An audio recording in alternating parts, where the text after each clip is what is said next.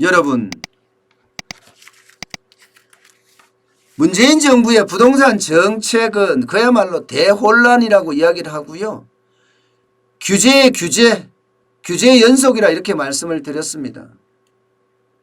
그런데 또 규제만 들고 나와요. 참 어떻게 보면 안타깝다 이런 생각밖에 안 들고요.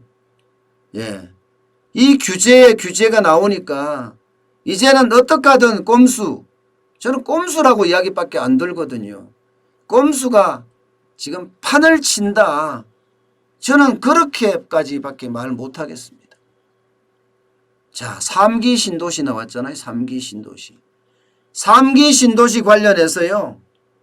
예, 6만 가구를 사전 분양한대요. 여기에 보면 노랗게 표현된 부분입니다. 노랗게 표현된 부분이. 노랗게 표현된 부분이 이제 3기 신도시인데 이 3기 신도시의 공급 물량을 미리 분양을 하겠다는 거죠. 미리 사전에 22,000 가구 정도 미리 분양하고요. 또 서울 수도권에서 공공 분양 물량 38,000 가구까지 분양을 해서 전체는 6만 가구 하겠다 이렇게 예상을 하고 있습니다. 언제요? 내년 7월부터 한다네요. 내년 7월부터. 내년 7월부터 하면 여기 보이면 인천 계양이라고 보이십니까? 인천 계양이라고. 예. 여기를 제일 먼저 한다고 합니다. 1,100 가구를 먼저 하고요. 9월 10월에는 남양주 왕숙에서 1,500 가구를 먼저 한다고 합니다. 여기 남양주 왕숙 있죠? 남양주 왕숙. 11월 12월에는요. 부천 대장지구에서 2,000 가구를 하고요. 예. 그리고 뒤이어서 고양 창릉지구에서 1,600 가구를 한다고 하네요. 1,600 가구. 예. 그 외에도 예. 보시는 것처럼 남양주 왕숙 2 부분이라든가 그 다음에 하남 고산지구라든가 이런 걸 다 합치니까 6만 가구 정도 된다고 해요. 6만 가구. 그런데 정작 사람들이 욕심내는 곳 있잖아요. 욕심내는 곳. 욕심내는 곳은 빠졌어요. 어디가 빠졌나고요? 태릉CC 빠졌죠. 그죠? 태릉CC가 없잖아요. 그죠? 태릉CC가 아마 이 정도에 있을 텐데 없습니다. 그리고 용산에 있는 예, 캠프킴 부지도 없습니다. 캠프킴 부지도. 또 서부 면허시험장에 있는 그 용지도 발표해서 다 빠졌어요. 과천도 빠졌죠. 과천도. 예, 과천도 빠졌습니다. 쉽게 말하면 논란이 있거나 주민들의 반발이 있는 곳 여기는 지금 다 빠졌다는 거예요. 알짜는 빠지고 껍데기만 남았다. 뭐 이런 표현까지 나옵니다. 물론 껍데기는 아니에요. 이 중에 이 고향에 있는 창릉 지역은요. 이거 아마 굉장히 인기를 끌을 거예요. 고향 창릉 지구는. 제가 봐도 이 고향 창릉 지구는 좋거든요. 수도권에서 가깝기도 하고 일산보다도 가깝고 굉장히 가깝습니다. 수도권이나 서울이나 다름없는 곳이 아마 고향 창릉 지역 아닌가 싶어요. 여기 하나 들어가 있고 또 하나 들어가 있는 게 예, 이게 용산 정비창이 들어가 있나요? 뭐 이 정도가 알짜라고 이야기한다. 이렇게 이야기합니다. 여기는 요번에는 또 30, 40대 아니죠. 30, 40대 20, 30대죠. 20, 30대 한테 또 욕먹을까 봐 미리 특별 공급을 많이 늘린다. 특공 비율을 30, 40대 20, 30대에게도 많이 주기 위해서 늘린다. 뭐 이렇게까지 이야기를 하고요. 또 중대형급 60에서 85제곱미터도 최대 50%까지 늘린다. 이렇게 이야기를 하고 있습니다. 이게 이제 어제 발표됐던 겁니다. 여러분은 어떻게 느끼세요? 예, 저는 여기서요. 굉장히 큰 문제들이 발생되리라고 생각을 하는데 왜냐하면 앞서서 워낙 많은 꼼수 부동산 대책들이 나와서요. 그 대책들 때문에 억눌려서 오히려 부동산 시장에 충격을 줄 수 있다. 저는 이렇게까지 지금 보고 있습니다. 첫 번째는요. 첫 번째. 저는 일단 전세 대란에 불질렀다. 이게 첫 번째 같아요. 왜냐고요? 지금 안 그래도 임대차 보호 3법 때문에 서울이 난리도 아니에요. 전세 난민이 생길 정도로 전세가 폭등하고 있거든요. 그런데 만약에 6만 가구를 분양을 하겠다 이렇게 되면요. 자, 이 노란 쪽에 노란 거 신도시예요. 이거 실거주 기간 가져가야 될 거 아니에요. 2년 실거주 기간. 그러면 많은 사람들이 이 지역으로 전세를 다 옮기는 거야. 빨리빨리. 아니면 사든가. 그러면 사는 거는 의미가 없잖아요. 그죠? 분양을 받는데. 그러면 전세 의무 기간을 채우기 위해서 이쪽 지역으로 사람들이 많이 몰리게 되면 어떻게 된다고요? 전세값 폭등할 겁니다. 아마 전세값 폭등할 거예요. 이쪽 지역들은. 안 그래도 물건이 희귀한데 이곳에까지 한다 그러면 어떻게 되겠어요? 폭등할 수밖에 없습니다. 실질적으로요. 전세값이 이 지역에 이미 폭등을 하고 있어요. 임대차 3법 때문에도 그런데다가 실거주 기간을 메우기 위해서 하남시 보세요. 13.27%가 누적돼서 올랐습니다. 작년 말 대비입니다. 작년 말 대비. 고양시 6.7% 올랐고요. 남양주시 5.82% 올랐고요. 경기도 전체가 5.17% 올랐고요. 서울도 전체가 2.45% 올랐습니다. 이거 한국감정원에서 정부 기관에서 발표한 거예요. 결국은 정부가 하필 이때 임대차 보호법을 시행하고 있는 이때에 하는 바람에 그야말로 전세가 폭등하는 그런 결과를 지금 가져온 것 아니냐. 저는 이렇게밖에 평가 못할 것 같습니다.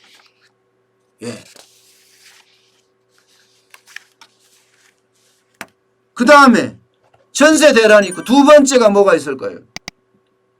저는 또 표를 사는 정책이다. 희망 고문을 하고 있다. 저는 딱 그렇게 봤어요. 왜냐고요? 여러분 지금 3기 신도시 다시 한번 보여드리겠지만 이 3기 신도시가 개발이 돼서 내가 입주를 하려고 그러면 얼마나 걸릴까요? 이게 아직까지 이 토지 보상도 다 안 끝난 상태거든요. 그러면 적게는 3년, 많게는 10년도 걸려요. 게다가 6만 가구밖에 안 돼. 주택 수요수가 6만 가구밖에 안 될까요? 그러면 많은 사람들이 대기 수요가 늘어나는 거예요. 대기 수요. 그런데 10년을 간다고 생각을 해보세요. 이거야말로 희망 고문 아닌가요? 희망 고문이 될 수밖에 없습니다. 아, 나도 들어갈 수 있어. 그런데요, 이게 희망 고문에서 벗어나지 못한다. 저는 이렇게밖에 볼 수가 없어요. 이게 여러분 사전 청약 제도가 이번만 있었던 건 아니에요. 과거에도 있었어요. 있었는데 이 희망 고문이 결국은 깨지더라. 그렇게 봅니다. 실제로 그런 사례가 있고요. 2008년에 강남 수도권 일부 지역에 보금자리 주택이 도입이 됐죠. 그때가 이명박 대통령 때입니다. 이것 때문에 많은 사람들이 기다리고 또 기다렸어요. 결국은요. 이거요. 아파트 공급이 지연이 되니까 사람들이 엄청 지쳤어. 무주택자로 오래 남으려니까 이게 불편하잖아요. 결국은 2011년에 폐지되고 말았죠. 그것도 그럴 수밖에 없는 게요. 기다린 사람은 진짜 많거든요. 그냥 사전 예약자만 봤을 때 13,398명이었습니다. 2009년에서 2010년 사이. 그런데 실제로 공급받은 사람은 41.1%예요. 5,512명에 불과합니다. 그렇다면 이번에 6만 가구에서도 안 일어날 거라고 보장할 수 없잖아요. 결국은 희망 고문이 여기에서도 시작될 거다. 이렇게 지금 평가하고 있습니다. 자, 이제 세 번째 이야기할 차례입니다. 그러면 지금 30대에 패닉 바잉을 막을 수 있을 거냐? 지금 정부가 지금 사전 분양을 하는 거는 이거거든요. 30대 패닉 바잉을 막아서 30대가 표가 이탈되는데 이 표 이탈되는 걸 막아야 되겠다.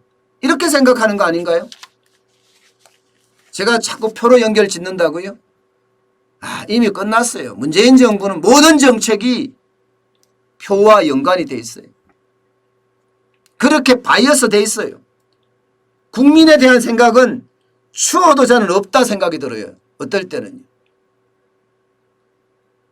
모든 걸 표가 몇 표가 될까 여기에 맨날 집중하고 차기 재정권 창출하겠다는 그거 외에는 뭐 없잖아요. 물론 정당이 정권 재창출은 목적인 거 맞아요. 어쨌든 이렇게 30대 40대 특공 특별공급 50%까지 늘려준다고 그랬나요? 늘려주면서 그들에게 패닉 바잉까지 만약에 잡는다면 집값도 잡히지 않겠느냐. 뭐 이렇게까지 보는 거 아니에요? 근데 제가 봐서는 천만의 말씀이라고 말씀드릴 수 있을 것 같아요. 왜냐고요? 6만 가구를 사전 분양한다고 서울 집값이 잡힐까요? 패닉 바잉은 다소 주춤하겠죠. 저는 주춤 해지리라고 예상을 해요. 규제가 워낙 많아서 이미 뭐 저는 패닉 바잉이 어느 정도 줄어들 거라고 좀 보고 있거든요. 그렇지만 집값을 잡는 건 한계가 있습니다. 집값을 잡는 건. 지방을 잡는다 이 말은 뭐 일리가 있는 말일 수도 있지만 서울을 잡는다? 아이고 택도 없습니다. 특히 강남을 잡는다는 것은요. 거의 저는 불가능한 일이라고 생각을 합니다. 불가능한 일이라고. 그래서요. 정부의 부동산 정책 자체를요. 이렇게 규제 일변도는 안 돼요. 못 잡아요. 그렇게 해서는요. 당장 뭐 9월에 지금 분양되는 게 아무것도 없다고 이야기하잖아요. 공급이 그만큼 부족하다는 거예요. 수요 억제책을 쓸 것이 아니라 공급 정책을 써야죠. 그것만이 저는 부동산 정책, 부동산 값을 잡지 않겠느냐. 이렇게 규제 일변 들어가면요. 계속 부동산 시장은 혼란의 연속이자 저는 경제 위기의 진원지가 될 수도 있다고 생각을 합니다. 왜냐고요? 부동산이 폭락했을 때를 가정해보면요.